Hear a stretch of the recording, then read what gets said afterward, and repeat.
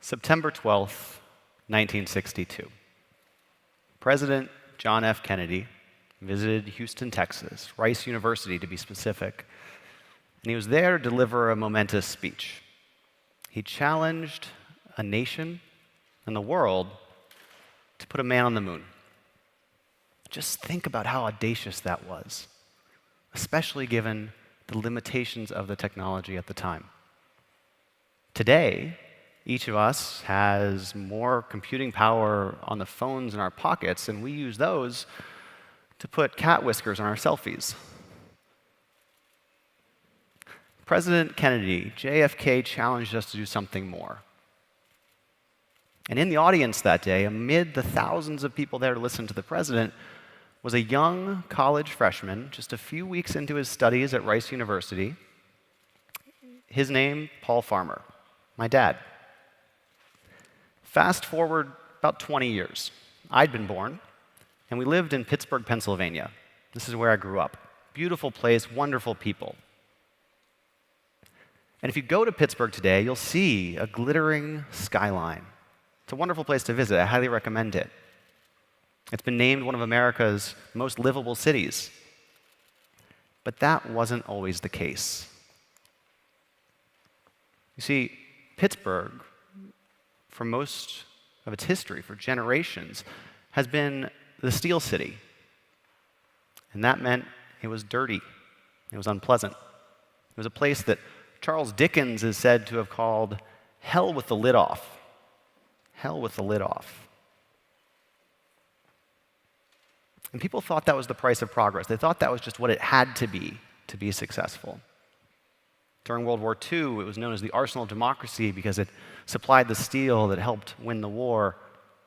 In the 20th century, Pittsburgh steel helped build skyscrapers around the US and the entire world. But that all changed. It changed suddenly. It changed in the 1980s when the bottom fell out of the American steel industry. When in the matter of just a few years, 20% of the jobs in the region, 200,000 jobs, disappeared in the blink of an eye, and they weren't coming back. And it happened because the world was catching up, but also because of automation, because changes in technology were changing the economy that had fueled this city. The authoritative account of the decline of the American steel industry is called "And the Wolf Finally Came." The wolf finally came. And it was in the early 1980s that my dad decided to move the family to Pittsburgh. And that's me in the photo there wearing all white. I think I was going for a Don Johnson Miami Vice vibe, but I ended up looking more like a fancy snowball instead. And you might say, why would someone move into this place that everybody else is moving away from?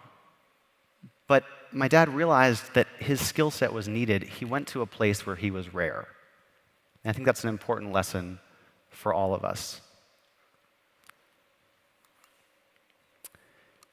And as a city planner in Pittsburgh, as a city planner, deputy of the planning department, he would take me around town to all of his favorite projects, the ways that he was trying to improve this city. And his absolute favorite project was Hares Island. Hares Island was a brownfield. And in city planning terms, a brownfield is a formerly polluted industrial site. It's often not being used. It's fallen into disrepair and disuse.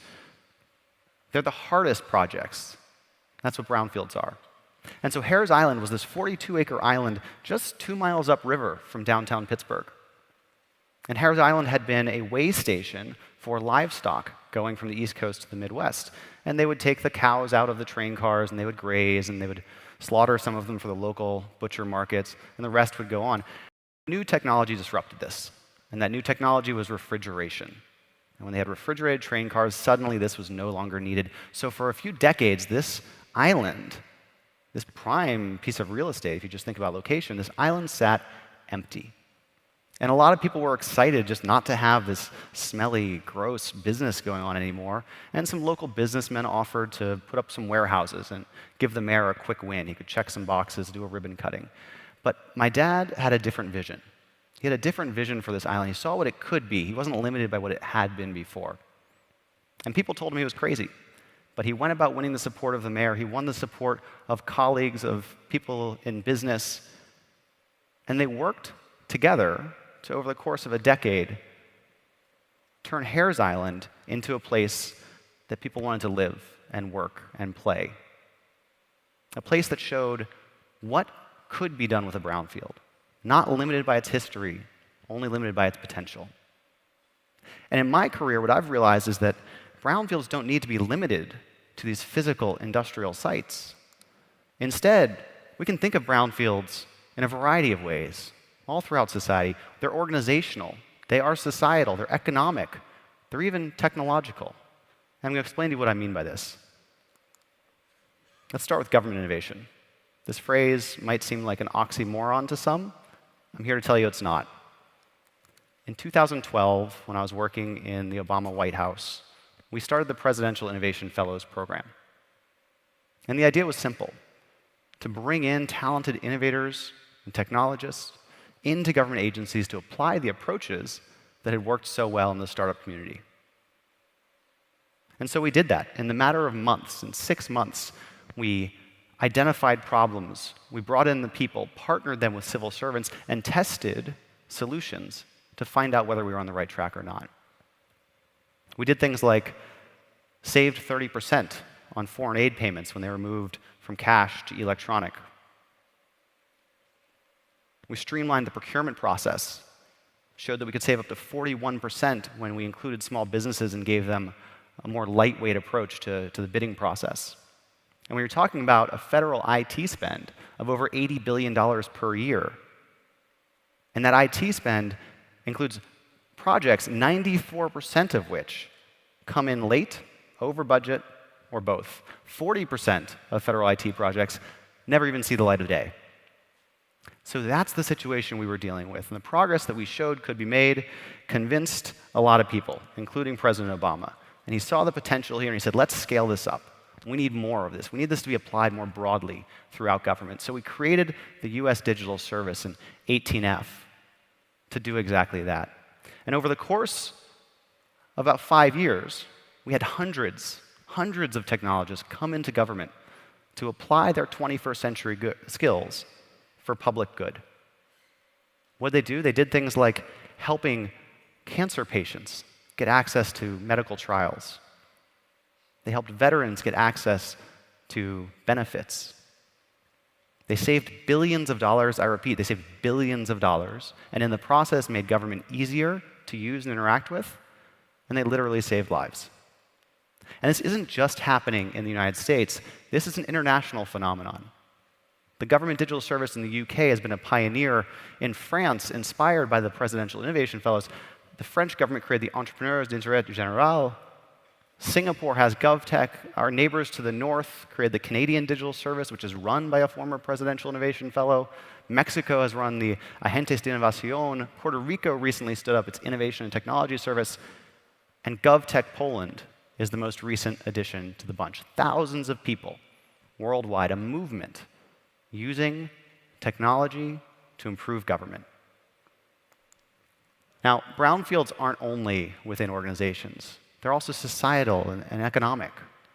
And when we think about the skills gap that exists, the fact that there are too many people who don't have the right skills for today, and there are too many businesses who are looking for certain skills and can't find them, that's the skills gap.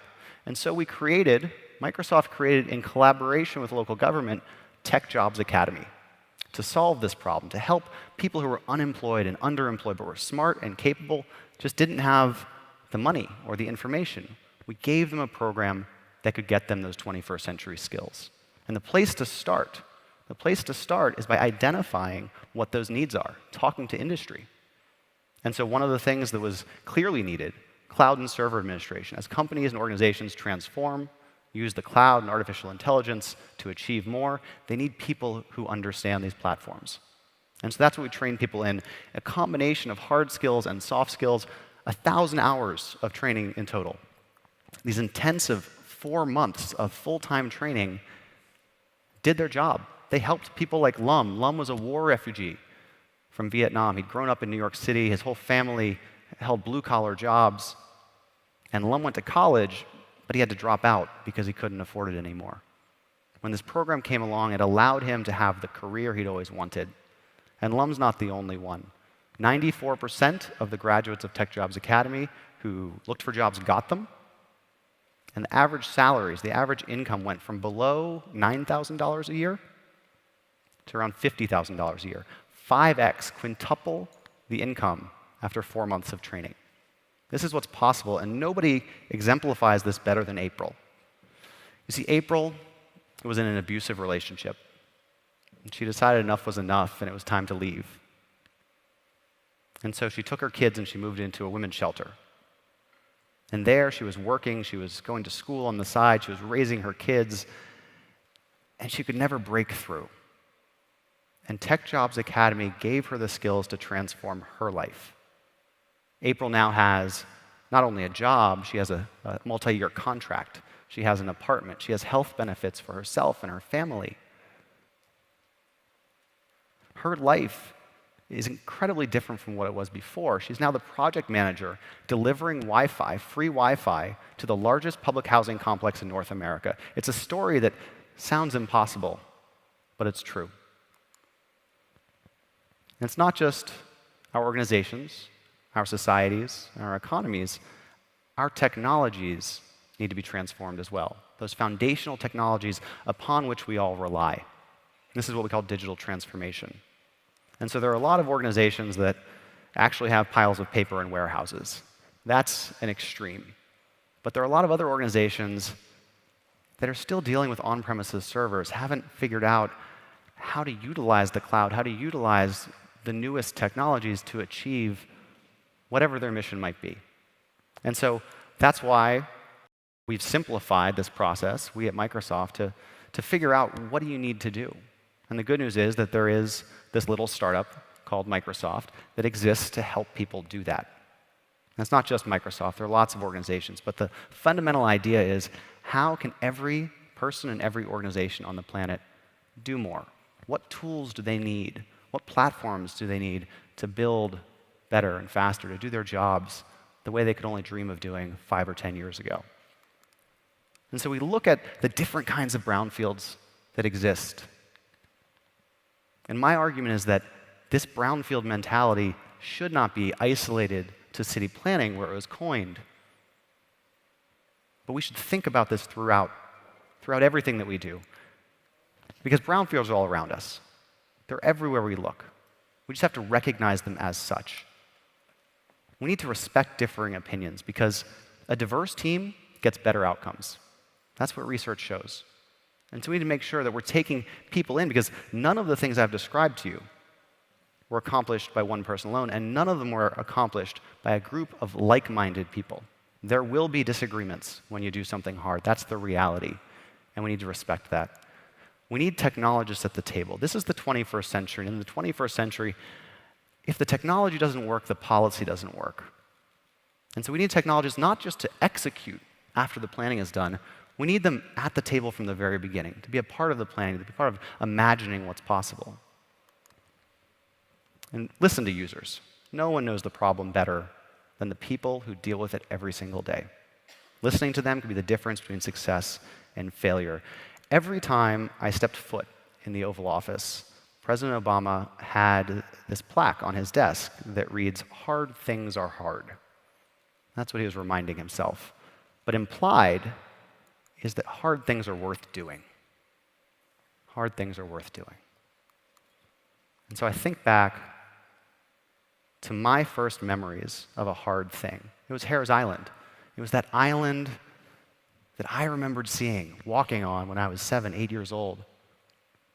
Seeing it polluted, disheveled, unkempt.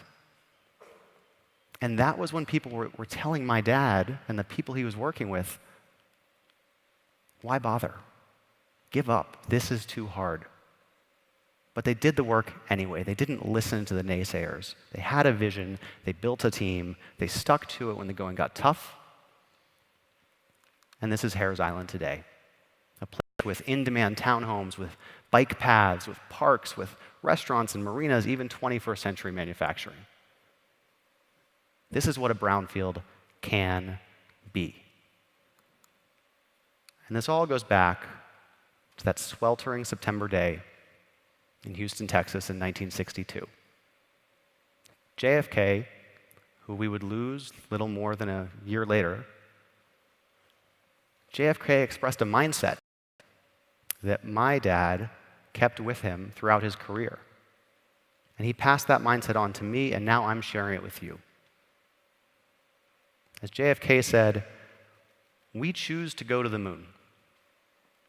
We choose to go to the moon in this decade and do the other things, not because it is easy, but because it is hard. Because that goal will serve to organize and measure the best of our energies and skills, because that challenge is one that we are willing to accept, one we are unwilling to postpone, one which we intend to win, and the others too. And the others too. Now, most of us are never going to go to the moon, but we can do the other things. We can tackle the brownfields all around us, because brownfields are not simply polluted islands 2 miles upriver from a downtown somewhere. No, brownfields are in the boardrooms in Hong Kong, they're in the classrooms in Warsaw, they're in the marbled halls of power in Washington, D.C. Brownfields are all around us.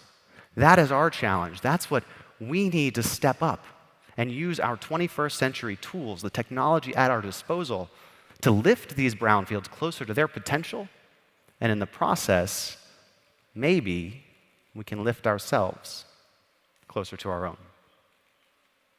Thanks so much.